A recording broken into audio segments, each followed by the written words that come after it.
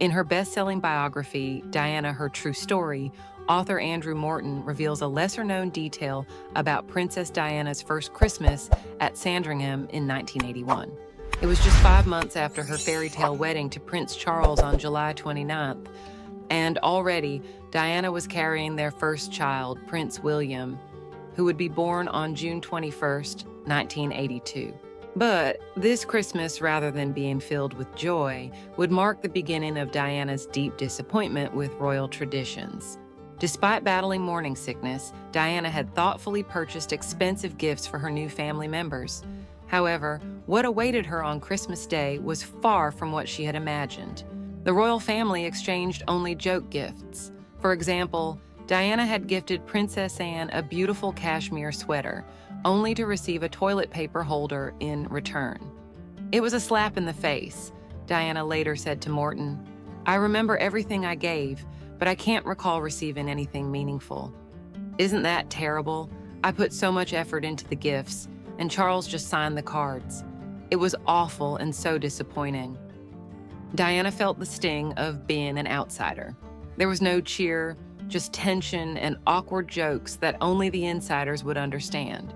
Princess Diana's hairstylist, Richard Dalton, shed light on her discomfort. Speaking to Kitty Kelly for her book, The Royals, Dalton shared that Diana hated Christmas at Sandringham. She told me it was freezing and everything was so regimented, he explained. Dinner had to end by 3 o'clock so they could all watch the Queen's Christmas speech on TV. Diana would mockingly say, "It's 3 o'clock now, time to watch me on television." But it wasn't just the cold and the forced traditions that wore Diana down. The sense of confinement in the royal household weighed heavily on her. It wasn't the picture-perfect Christmas Diana had dreamed of. Instead, it felt like a team performance, as she called it. As her marriage to Prince Charles became more strained, Diana became increasingly isolated. She would call me on Christmas Eve and she was alone, her friend Tina Brown recalled in the Diana Chronicles.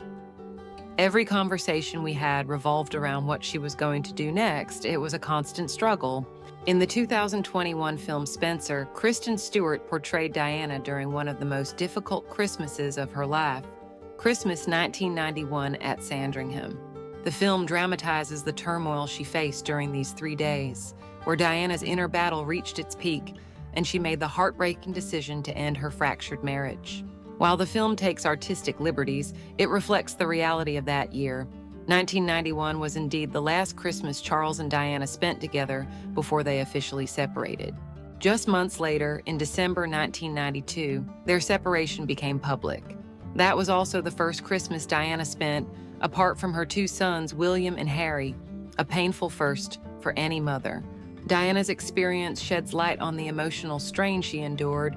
Despite the grandeur and expectations surrounding her, she was left feeling isolated and disillusioned. The royal family's holiday traditions, which appeared so perfect on the outside, were in stark contrast to Diana's personal experience. Christmas, a time meant for family warmth and joy, only amplified her feelings of alienation. In sharing her story, Diana gave us a glimpse of the real woman behind the royal image. Her courage to speak out about her struggles makes her relatable even today, showing us that even in the most royal of settings, emotional pain and loneliness can be a constant companion.